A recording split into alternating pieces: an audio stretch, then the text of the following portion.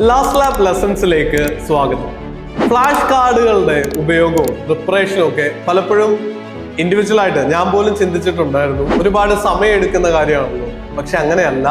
നിങ്ങൾക്ക് ഒരു ചാർട്ട് ഉണ്ടെങ്കിൽ തന്നെ അത് പ്രിപ്പയർ ചെയ്യാം. ഇനിയും അസച്ച് കാർഡുകൾ പ്രിപ്പയർ ചെയ്യാൻ മടിയാണെങ്കിൽ നിങ്ങൾക്ക് ചെറിയൊരു നോട്ട് പാഡ് വാങ്ങിക്കഴിഞ്ഞാൽ അതിൽ എഴുതി വെക്കും. സംഭവം സിമ്പിളാണ്. നിങ്ങൾ റിവിഷൻ നടത്താൻ ആഗ്രഹിക്കുന്ന ഇടയ്ക്കിടയ്ക്ക് മറന്നു പോകുന്ന ചില കാര്യങ്ങൾ ഉണ്ടാവുമല്ലോ. വർഷങ്ങളാവാം, പേരുകളാവാം, അല്ലെങ്കിൽ ഇംഗ്ലീഷൊക്കെയാണ് നിങ്ങളുടെ പേപ്പർ 2 എങ്കിൽ ഓതേഴ്സിന്റെ പേരാവാം. ഈ കാര്യത്തിൽ എന്ത് ഏരിയയാണ് പഠിക്കാൻ പോകുന്നത് അല്ലെങ്കിൽ ആ ഫ്ലാഷ് കാർഡിലുള്ളതെന്ന് ഒരു ടൈറ്റിൽ കൊടുക്കുക. എന്നിട്ട് അത് നിങ്ങളുടെ കയ്യിലെടുത്ത് വെക്കുക. അതിന്റെ പിന്നിൽ പ്രധാനപ്പെട്ട വർഷങ്ങളും കാര്യങ്ങളും പേരുകളും എന്താണോ ഓർത്തിരിക്കേണ്ടത് അത് എഴുതി വെക്കുക. ഈ ടൈറ്റിൽ കണ്ടിട്ട് അല്ലെങ്കിൽ കീവേഡ് കണ്ടിട്ട് എത്രത്തോളം ഓർത്തിരിക്കാൻ പറ്റുന്നുണ്ടെന്ന് ടെസ്റ്റ് ചെയ്യുക. മറന്നു പോകുന്ന കാര്യങ്ങൾ ഫ്ലാഷ് കാർഡ് തിരിച്ച് വായിച്ച് മനസ്സിലാക്കുക.